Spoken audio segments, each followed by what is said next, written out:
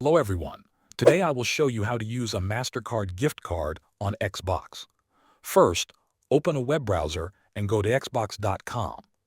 Sign in with the Microsoft account linked to your Xbox. Once you are signed in, go to the store and find the game you want to buy. Click on Buy. On the checkout page, you will see an option to add a way to pay. Click on it. Next, select credit or debit card.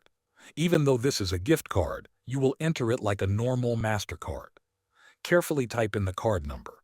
For the cardholder name, you can type anything, for example, gift.